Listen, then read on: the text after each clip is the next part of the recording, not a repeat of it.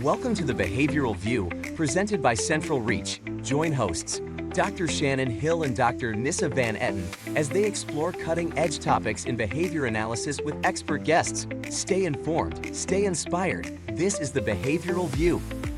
Hi, everybody, and welcome to Season 5, Episode 6 of the Behavioral View. My name is Shannon Hill. I'm the editor-in-chief here at CentralReach Institute, and I am here with some amazing friends from CentralReach, all CentralReach cast again today. Starting off with Nissa. I'm going to say hi to Hello. Nissa Van Etten. I'm the director of clinical training and CR Institute here at CentralReach. And if you guys were here last month, then you met the guest third panelist of the day, Haley. Haley, you want to say hi and remind everybody who you are and what you do here? Yes. Hi, everyone. Happy to be back. I'm Haley Shear, and I'm a clinical AI solutions specialist here. Thank you for joining us. And we are introducing you to yet another CentralReach BCBA that guys may not have been familiar with yet, because this is her first episode of the Behavioral View. So, Madeline, you want to say hi and tell everybody a little bit about yourself?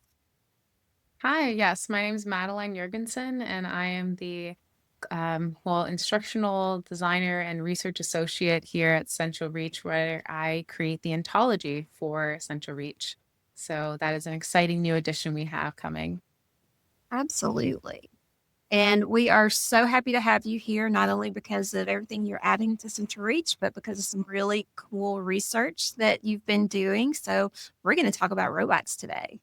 Super exciting. Yes.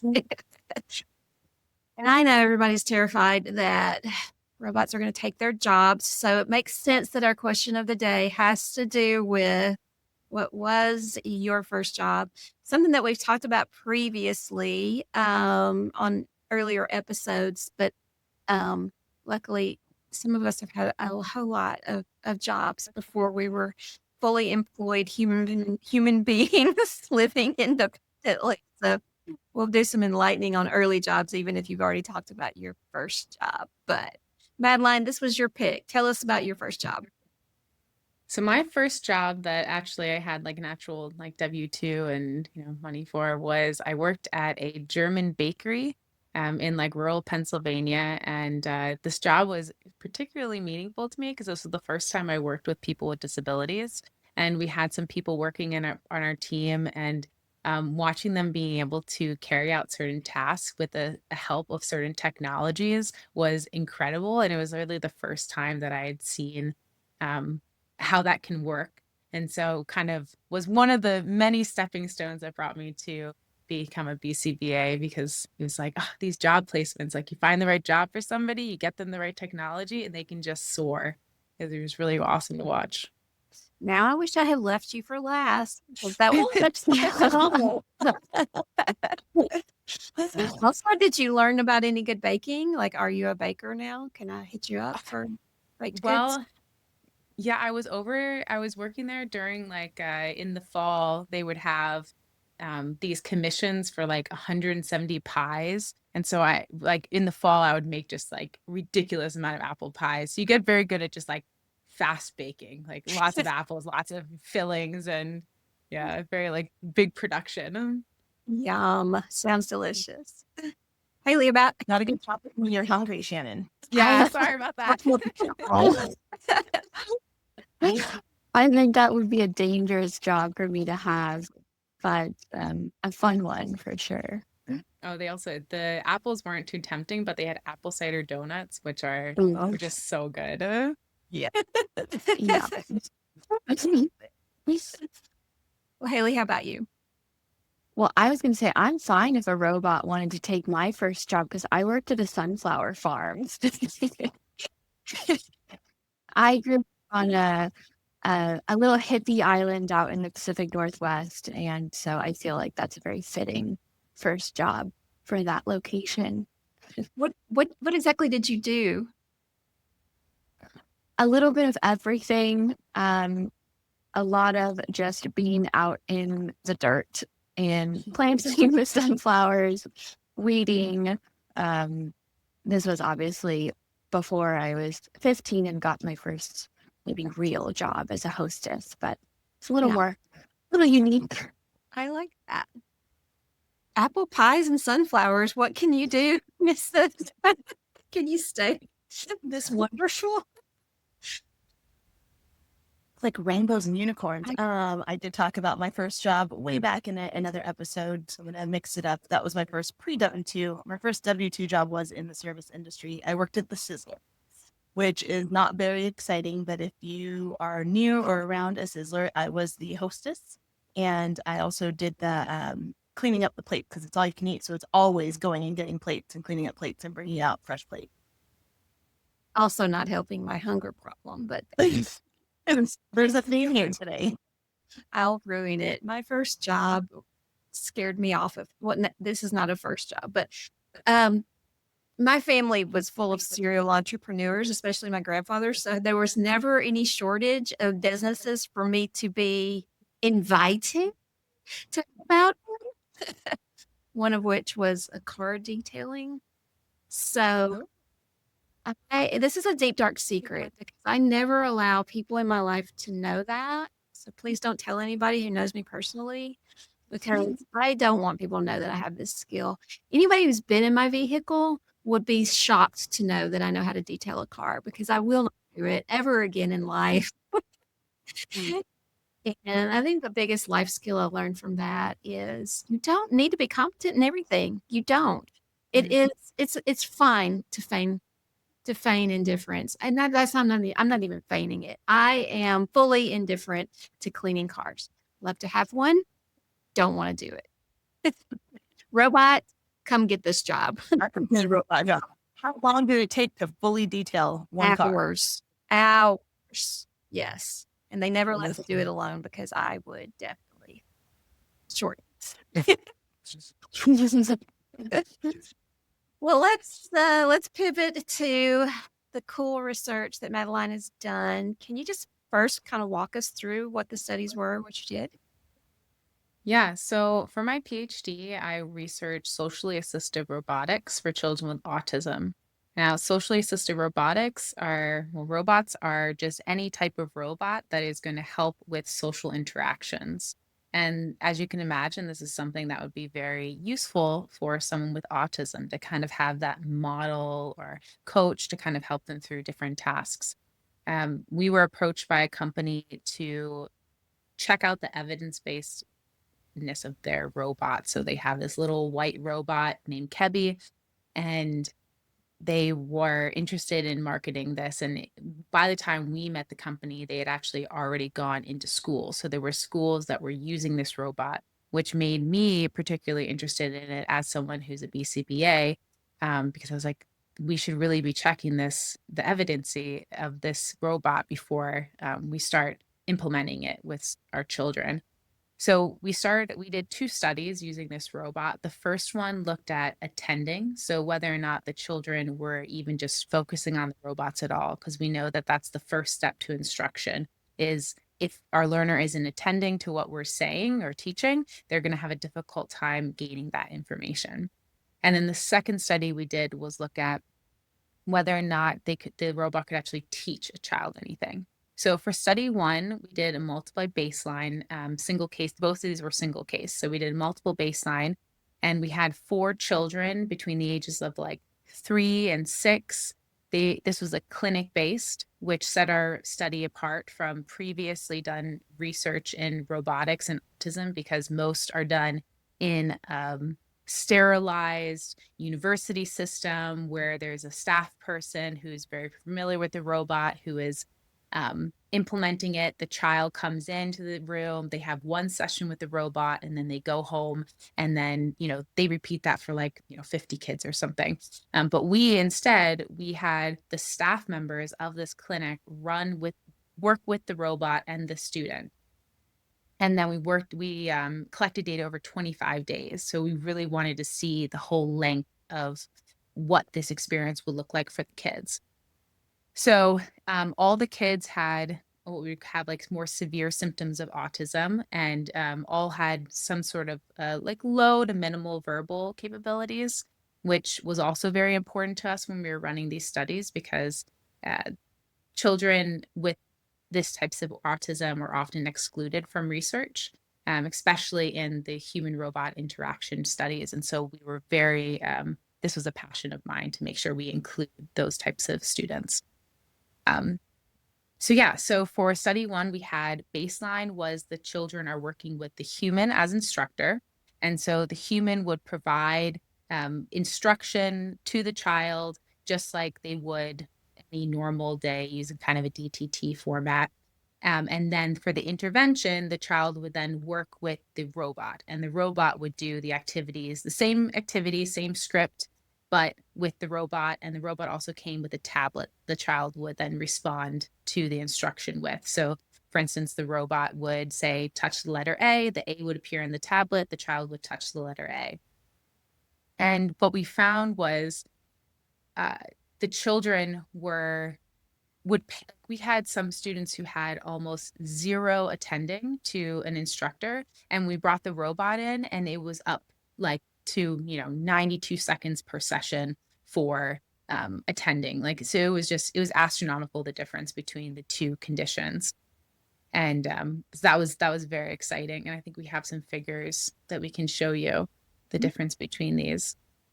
Before we get to the figures, can you describe the robot, like the size, Yes. the stature, place? So the robot is about 1 foot tall. It has a very large head with big eyes, and then it has 2 little arms and then a torso. Now the torso doesn't have legs, but it has little kind of wheels at the bottom, which it can't currently move, but it could move. And then its arms kind of do these flapping, like up and down, forward and back kind of motions as it talks. So it's really cute. Yes. So you can see here, this is the figure 3 in our first study. And you can see the 4 different participants. And this represents the duration of attending in seconds. So you can see in the baseline phase, most of the children were under 10 seconds per session. So it was really low attending rates in the baseline condition when they're working with the human. And then the second the intervention comes, we see a huge jump up to some were showing, it's like 130 seconds per session, just like almost constant eye contact with the robot. And it wasn't just eye contact, but we saw smiles, we saw joint attention with their staff members as they looked at the robot, looked at the staff, looked at the robot. We saw them wanting to reach out and touch the robot. They want initiating that interaction. So all of that was very, very exciting. And you can see the bar graph in the next image. Yeah, so this shows the average attending per session, and you can see how just very little the first couple, each participant has maybe it's like 0 seconds, 5 seconds, 5 seconds, 10 seconds per session. And then after when the robot is introduced, it jumps up to 92 seconds, 57 seconds, 74 seconds, 50 seconds. So just huge improvement in attending rates with the robot instruction. Madeline, how long were the sessions? Oh, the sessions were a couple minutes, I think. Oh, Okay. I should know that. Well, this I means don't know the exact ones. So this means that they were pretty much attending The whole time. Mhm. Yeah. And this data, I teach single case design. And It's beautiful. Where I'm like, you'll never Yeah. see this in life. Yeah. Good. It's such an easy way to understand this type of multiple baseline, right? You can see the difference as soon as that robot is introduced. Yeah. Mhm. And my mind is going into when was the study conducted? Do we have our learners now just more prone to look at, a robot or some sort of technology? Or is that the robot was just so much more, I don't want to say engaging than a person, but the interaction was more reinforcing for the learner to even attend to the robot? Yeah, we were actually interested in that as well, because the participants, we had boys and girls in the group, and we thought perhaps the boys, played with more robots or those types of toys at home. But when we did sort of a home assessment with the parents, we found that it wasn't true, that some of them who didn't play with any types of dolls or robot type activities at home were just as entertained by or engaged. Yeah. I think, so yeah, interesting. that makes me wonder about just the novelty effect. Like, how much of it was it that this is just this really cool new robot sitting in front of you, and did you see any deterioration of that over time as the novelty wore off? I mean, you can see that was one of the reasons why we did it over such a long time frame. It was 25 sessions. So you can see it was like 105 calendar days. Like this was a very long study. And Significant. right. And you can see how, there is some of a decrease. Like the last student, unfortunately, he joined the intervention the latest. And I think he was held in baseline a little bit too long. I think he got a little bored, but he's the only one that really showed deceleration in his attending. But all the other ones stayed fairly flat. But yeah, so that was, and that was something I was interested in because of all of my reading of this human robot interaction research. Most of the studies are done with 1, maybe 5 sessions.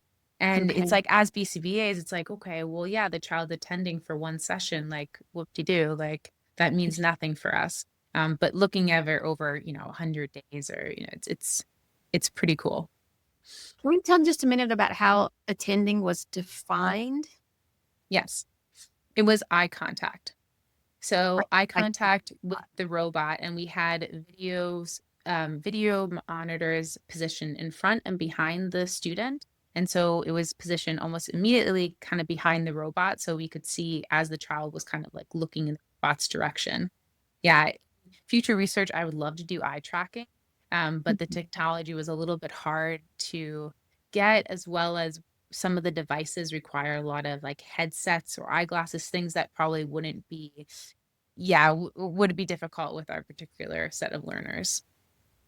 It reminds me of I was trained in some of the CABAS protocol, the comprehensive application of behavior analysis to schools, and their model is based on verbal behavior cusps and capabilities. And so one of the foundational ones was, does a learner have conditioned reinforcement for attending to faces and voices? And if they didn't, that was like very first thing we had to work on. And so there was a somewhat uncomfortable protocol of trying to establish faces and voices as reinforcing using stimulus pairing. Yeah. And it's tricky to track duration of eye contact, especially when it's fleeting and coming and going. So I totally see the use case for using something like eye tracking to measure this in the future. And it brings me to wonder about how well, it clearly looks like from your data that it's very reinforcing to look at a robot, and how well does that transfer to looking at human faces?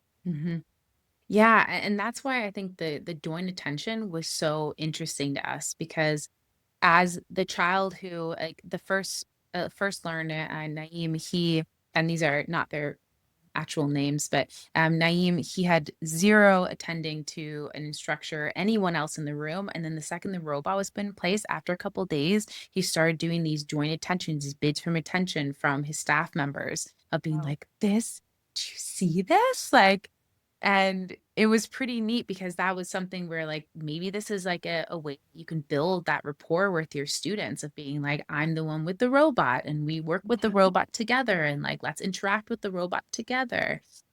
Which is, we did a like a small kind of focus group interview with all the staff members after the study was done. And one of them actually almost got teary-eyed when she was telling me, she was like, I've never seen this student look at something like this. She's like, we've never gotten him to attend like this before. And that was pretty powerful. There's so much controversy and so many questions about eye contact and its relative value in this population. And it just really snowballs a lot of questions in my mind about that very question. That is so interesting that when they got excited, they did want that joint attention. Did they make eye contact with the person they went to get whenever they were engaged in joint attention? Is it aversive? I don't know. There's just so many things that I think you're touching on here with this. Yeah, and what the video that I did share with you of an example of the study with in this the video I showed was the study number one, and the boy that's in that video is this student who had zero eye contact before. This is the letter M. Touch the letter M.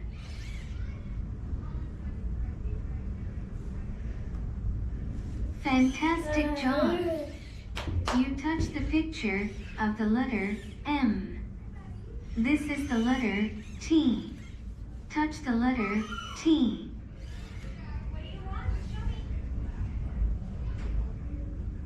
Amazing job.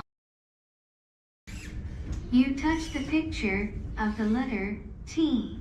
We learned about the uppercase letters A, M, and T. Good job.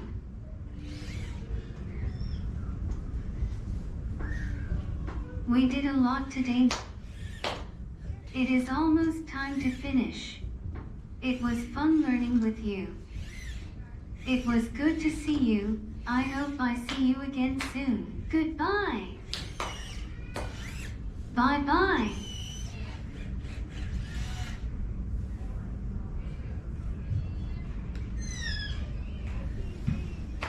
Yeah, and for this study, we also did a social validity check. So that was something we wanted to include in both of our studies. We were pretty passionate about that. Of course, it's difficult to do when the learners are so young and they also don't have any verbal skills at the time. So what we did was we had students, the room that they used for the intervention was the same room throughout the entire study, and they weren't allowed in that room for any other time except when they were working with the robot. So that was like a special room they had never been in before. So it was our kind of isolated room. On the social validity checks at the end of their normal intervention period, we would bring the student to the room and they could see Kebby through the door and we would say, do you want to go inside? And they were given the option. And if they chose to go inside, then they were asked if they wanted to do the robot activity. And if they said yes, then they were not said yes, but indicate that they would engage. Then they would sit down, do an activity, and then we would pause it and ask if they want more. And then if they said they want to do more, then they would continue and do another activity. And all of the students chose to not only enter, but do an activity and do more activities with the robot, which we thought was pretty neat, especially after 25 days of intervention. They still weren't sick of it. So that was pretty neat. So I know that some of the tasks were harder than others for the students. That held true even with harder or non-preferred tasks. For study one, it was just letter identification. So it was all, I wouldn't say any of them were harder than the other way. In the study two, that was where we started seeing the difference in the types of activities. Okay. Yeah, which Well, I can talk about now unless you have any other questions about study one. let me do a secret word for our CEU seekers. Secret word number one is Wally, WALL-E, Wally. There might be a theme. We'll see. That's a great movie, by the way. Yeah. So sweet. Yeah, so for study two, so after we found success with attending, we were like, okay, this is great that they're attending, but as an instructional designer and, BCBA was like, I don't really care if they're attending if they're not able to learn anything. So this next one was, are they actually able to learn from the current Kebby's system? Now, let me take a step back and explain kind of what the Kebby system is. So the Kebby system is the robot plus a tablet that the child engages with, as well as a laptop for a staff person that sort of manages the robot. So the robot from the child's perspective is completely autonomous. It engages with the child, says its name, reacts when when the child selects something from the tablet. But in reality, the robot is running on a script that the staff person with laptop can interject different commands in if necessary. So for instance, if the child gets distracted and looks away or doesn't respond, then the staff person can do a redirection prompt for the Kebby to, try to get the child's attention back. They also have calm down prompts. We didn't use any of these for the study, but that's kind of how the system works. And then Kebby, the tablet is pre-programmed with a whole set of curriculum. And most of them are very simple, like here's the letter A, touch the letter A, great job touching the letter A. And then there's many different types of vocabulary. So for the study 2, we did an adaptive alternating treatment design, and we looked at 2 types of instruction methods. We used the human instruction and the CABI, socially assisted robotic instruction. And we varied the 2 different instructions per session. So sometimes they did the human first, sometimes they did CABI first, sometimes they did human first, but they did both a human and a robot each session. We worked with 3 children in an elementary school setting that were about 5 to 7 years old. And we chose activities that were either a life skill or science activities. For the life skills, those were coin identification and transportation identification, like trains, buses, planes. And then for the science, it was identifying 5 biomes and then also the 5 stages of a plant life cycle. So yeah. So we had to choose activities that were currently in the CABI system, that also allowed for like a assessment at the end. So some of the activities in the system would just say touch the letter A, touch the letter B, C, and then they would end. What we wanted was them to be able to teach the different letters or the different vocabulary, and then there would be an assessment at the end where they would have all the items presented, and they would say which ones, touch the letter C from an array, and that's how we did the assessment. So it had to include the assessment portion. So we were limited in the options that we had, but it worked out okay. How kids end up with weird splinter skills. Yes. Okay. Yes. And this was one of my things where, we'll talk about this later in the episode, but, things that I would do in the future research is being able to pick better skills for our kiddos. Develop skill and response to the need. Yeah. The coin one wasn't bad. I could kind of get behind that one, but the 5 biomes, I was like, kind of a stretch. Do they need to know what a tundra is? I don't know. Well, but it does give you clear separation from previous knowledge. We know that this is knowledge gained, right? Exactly. Yeah. That was the other thing, is that there were a couple that, because we did a pre-assessments with all the students to see if they knew the vocabulary or not. And some of them they knew, I thought the dollar bills would be something that they would often not know, but most of them knew all the dollar bills. So I was like, okay, well, we can't use that one. So we were left with these, but yeah. And so what we found was so the figure 6, you can see that these are the number of correct responses that the child emitted during each session for each condition. And you can see for our first learner, Jennifer, she reached there was a max correct, there's a ceiling, so they could get as the most corrects per session was 9, and so she got 8 the first one, and then she actually got 9 correct out of all 9 for the human condition. For the rest of the session, she gained that skill very quickly. For the robot, it took her a couple more sessions to reach her proficiency. And with Landon, he had a bit more of a mix, but humans still kind of outperformed. But overall, by the end of the session, he was able to reach his accuracy rate for the robot as well. And then for Zaya, we can talk more about her if you're interested, but she was a learner that was new to the school, had much more severe symptoms of autism, especially with attending purposes. And she was what the company that we worked with, she was kind of the target audience for the robot. And what we found was that there's definitely students that are more or less fitted for this type of instruction. And she was one of the learners that was way too interested in the robot itself and was not able to actually tend to anything on the tablet. And so she ended up dropping out of the study after 3 sessions. So, Madeline, why do you think there was that difference in responding accuracy with humans versus the robot? We think it had to do with the novelty effect, kind of you mentioned earlier, that for the first couple sessions for all the kids that we worked with, they were much more interested in the robot. So when the robot gave that initial prompt of touch X, they were so focused on the robot that they did not respond in time, and then it counted as an incorrect. So there's only a set amount of time that a window of opportunity for the learner to respond in, and once that was gone, it was marked as incorrect. Versus the first study when the measure was just attending at the robot, basically. Yes. Right. Okay, interesting. Mm-hmm. I guess that brings me back to the first study then. Were you tracking the accuracy of the skills that were being worked on?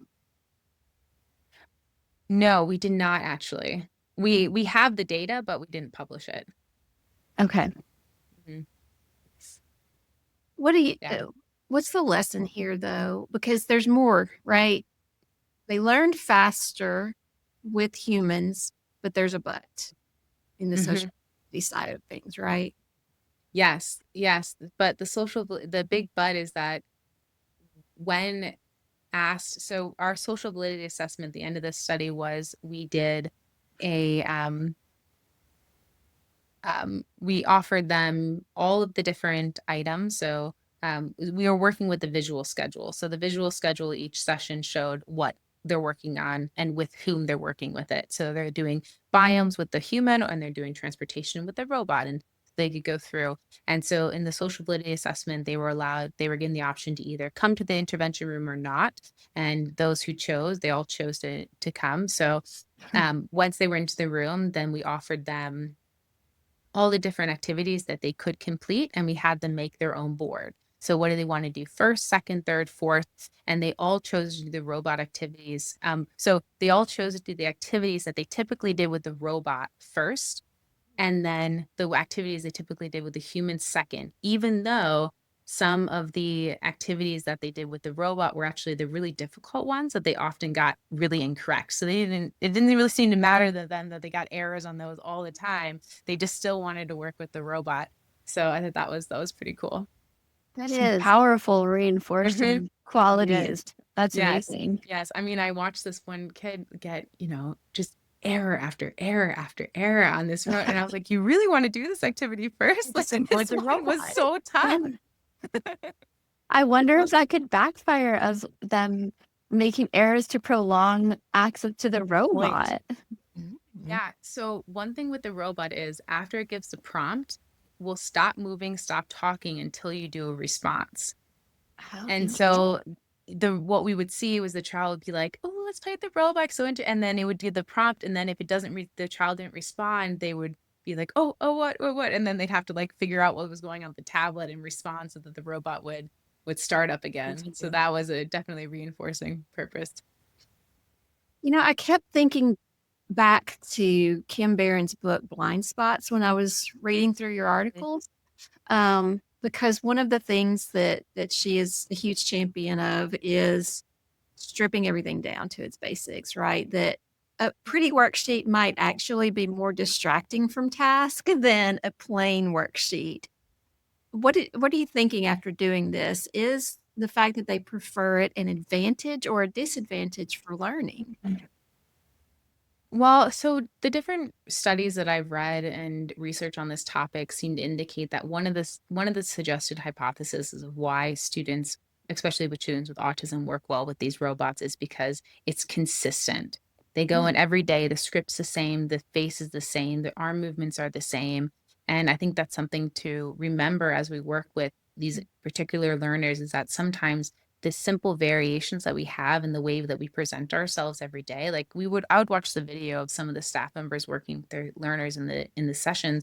And I'm sure the staff person imagines that they're coming in every day looking the same, but I can see in the video, sometimes they look frustrated. Sometimes they look tired. Sometimes they look annoyed. And we maybe don't realize that, but our kiddos can pick up on it. And I think the robots, it's just simplicity. It's simple. They don't have to worry about it as much. That's such an important point. It really is. Huh. So even though, well, and that was another question that I had is performance with human was faster, but it was scripted. Like the human Yes. interactions were scripted. So are we back around to let's do direct instruction, even though hard? Yes. Yes. Yeah, they were scripted. They're using the exact prompt. So they were saying everything that Kebby says. And they were using flashcards. So just very simple. And that was another reason why we think that maybe the students performed well with the human at first, because this is a very common, they're used to that format. It's here's a flashcard, touch the flashcard. Whereas the tablet and the robot was a bit different. They maybe needed some extra time to learn that format. Let me throw in the second secret word is Rosie, Rosie. Anybody here know who Rosie is? Oh yeah, Rosie from the Jetsons, right? Oh yeah, they're very good. I study robots a lot. I know them all. I can't wait to see if you get the next one. Okay. I kept going further and further back in time. All right. So tell us a little bit about what you're thinking in terms of next steps for research. I don't know if you're going to continue this or if you've just got recommendations for people coming behind you. Yeah. So I would love to continue this research, but I'm a little caught up with CentralReach right now, but doing amazing work. I love it. But I think I would like to, if I could continue this research, I would want to have way more control over the robot instruction itself. So I would want to be able to actually design the curriculums to then see if we could get better than the human instruction, not just on par, but better. And I think that there's many different things that I would want to do with the instruction that I was not able to adjust, which pained me as an instructional designer because there were many things that bothered me about it. But it was a good first step. So that's something that I would want to do. Changing some of the movements of the robot, some of the students. We did another study with this robot using students that were a bit older who were verbal, and when the robot was moving the arms a lot, some of the kiddos got a bit annoyed by the arm movements, and they would ask the robot to stop moving it. So they would stop moving your arms, and then look at me and goes, "Why isn't he listening to me?" And I'm like, I don't know. Like spinning. Yeah, so things like that, I think what I would want to change. But yeah, just kind of making small adjustments to the curriculum and seeing if we can really improve that. Do you think the robot also was scripted and contained, right? So Yes. this was done before AI really blew up. Am I right about that? Yeah. So I think the company is looking at doing, taking input from the learner visually using cameras to then be able to change. But I think that's something that they're thinking more in the future. They're not quite there yet. Yeah, but it would be awesome if they could. I read an interesting study going down a bit of a rabbit hole because I was curious about with all the developments in AI, how that ties to this work. And there was a really interesting one from University of Southern California in 2022 that they developed an affect-aware robot that used machine learning algorithms to detect signs of a learner's emotion and then customize their interactions or try and re-engage them, for example, if the child looked bored. And they compared more of a generically trained robot that just took a broad data set of what emotion looks like across all learners. And they compared that to a customized one that really looked at one learner's unique affect cues. And the responding was clearly supportive of the individualized one. But I think that speaks to there's so much room for future research in this area, and especially with AI, it's really exciting. Mm-hmm. Wow. Well, and we'll drop all of these study links to our listeners and viewers who are interested in that.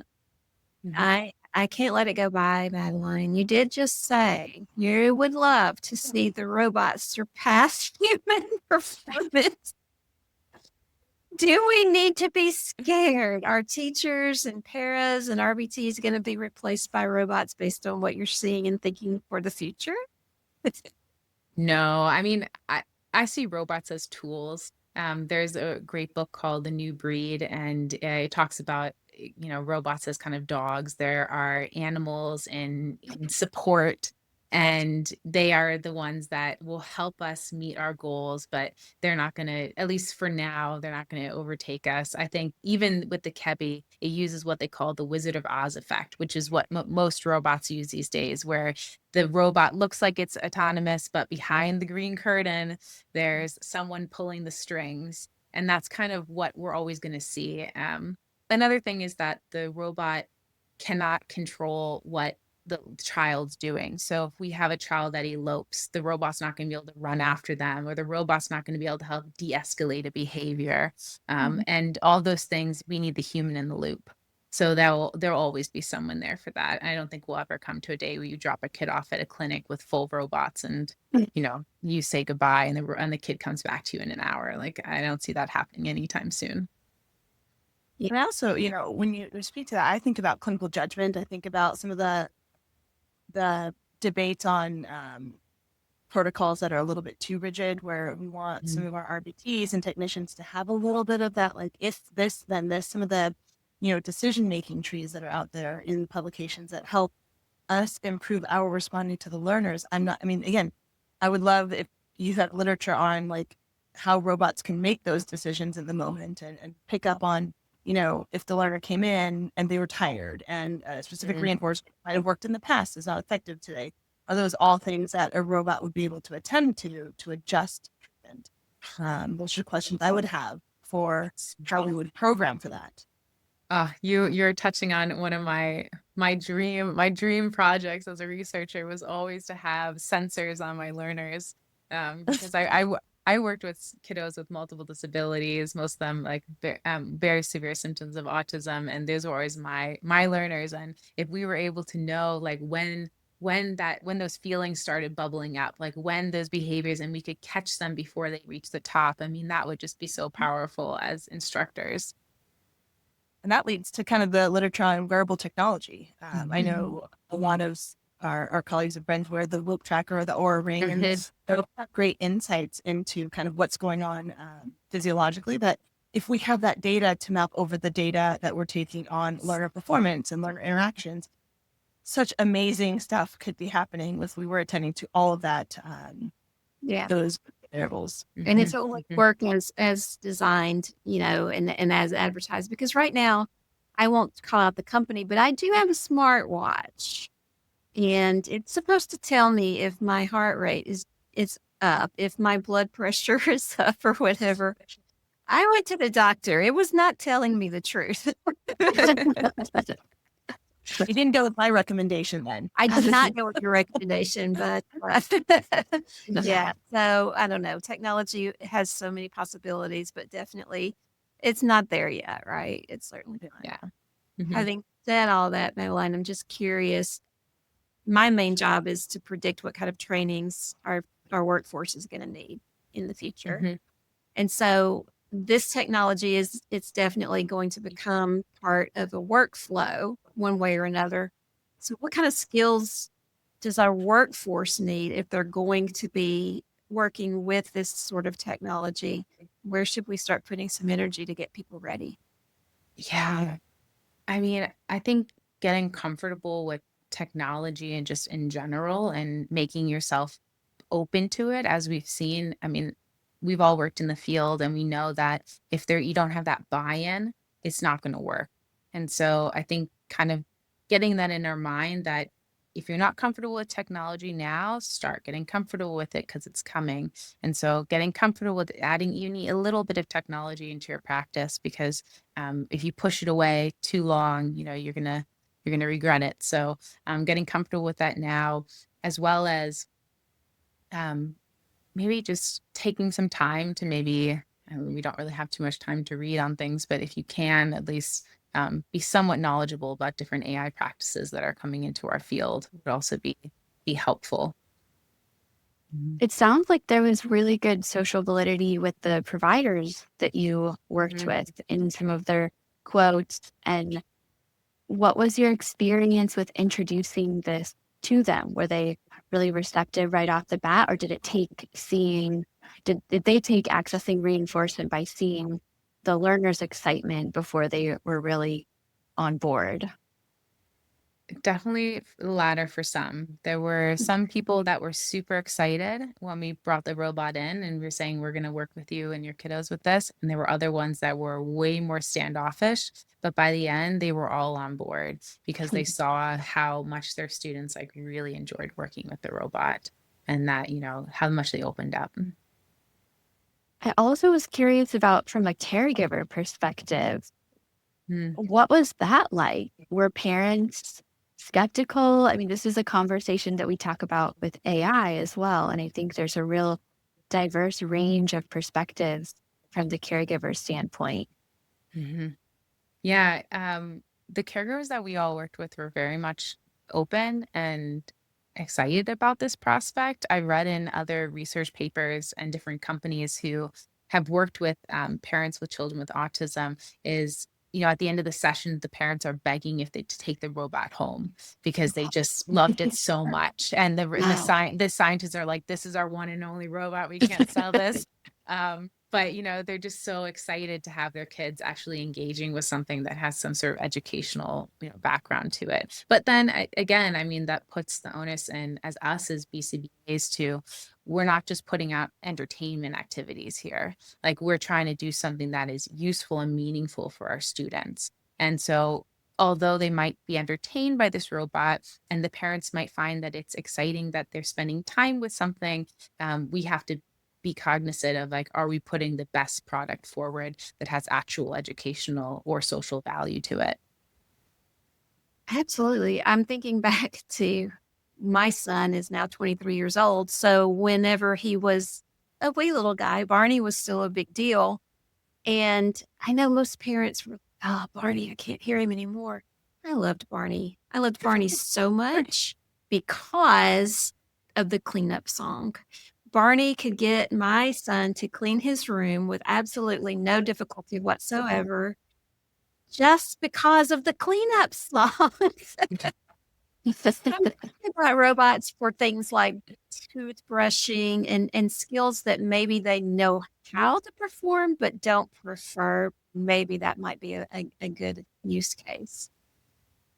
Yeah, I love that. And you also have to think about sometimes a win is a win for these kids. Like the first kid that we worked with in our first study who had zero attending to humans, even if they're attending to a robot and they're not learning anything, at least they're attending to something that has some sort of interaction purposes, and we can build on that. So, that's also something to keep in mind that, sometimes a win is a win.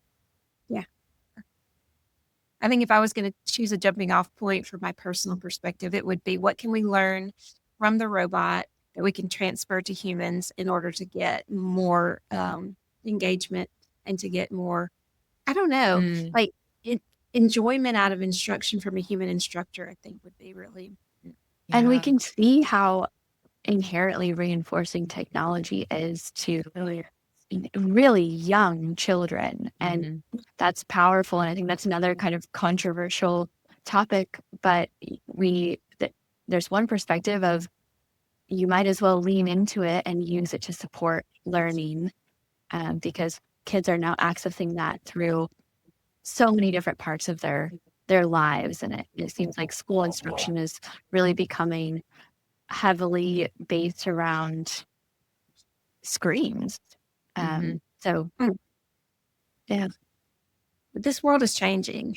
It just is. And so when I ask a question about what does the workforce need in order to progress with this and to be ready for the next steps that may or may not be coming anytime soon. What about getting families ready? What about getting the children ready? Are there readiness skills? You had to remove one child from the study or they self-removed. I don't know which way that went. Are there readiness skills for working with a robot, for example? Yeah, I mean, simple tablet skills like being able to click a button and that's really the only skill you need for this, being able to sit somewhere, being able to have some sort of control of your body, but not being able to like resist the urge to grabbing the robot, things like that. But yeah, and I mean, some sort of receptive listening skills. We saw that with the robot, that a lot of the scripts that the robot was working with the students had way more words than they needed to. And the company is actually aware of that, and they're starting to build 2 versions of every activity that has one with a high verbal output and one with a low verbal output. And so that will be very helpful, because especially with our learners with minimal to no verbal capabilities, this is something where you want to use very concise instruction. We don't need a lot of words, no fluff, just the minimum, to help with, decrease that clutter. It's fantastic. I'm going to do the third secret word, and then I'm going to ask you a wrap-up question because we are getting close to the end of our time. I want to be respectful. The third secret word is Will Robinson. Now, who knows what that means? It was a robot and something. It lost its face, or It is assumes I- this one. that robot's name, I think, was just Robot. And so I didn't want to use that, but he was really famous for getting really bent out of shape if danger was coming, and he would scream, "Danger, Will Robinson, danger, danger, Will Robinson." yeah. Which I would be very nice. And right now I have a dog that does that. Danger, mailman here. Danger, mailman. Oh I God. haven't seen that in so long.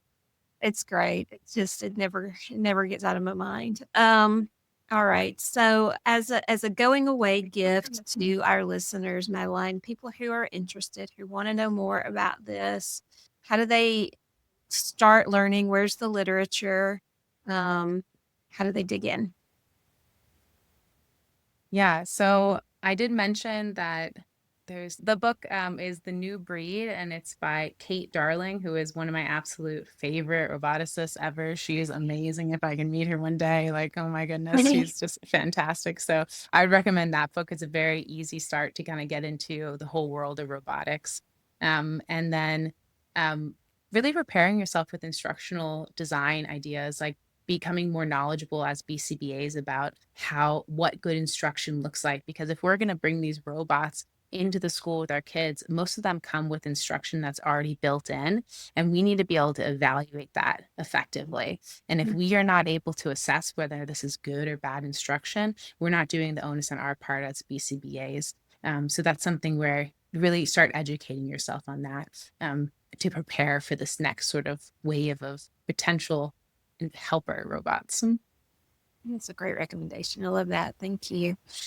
And thank you for joining us. This has been absolutely fascinating. I loved every minute of it.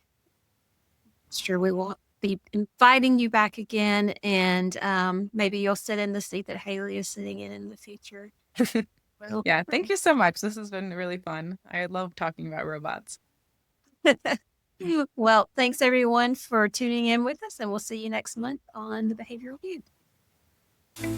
Thanks for joining us for the Behavioral View. Ready to lock in your CEU? Just follow the link below, complete the quiz, and enter the secret words. It's that easy. You've already done the work, so why not take the credit? Subscribe and join us for the next episode. We'll see you soon.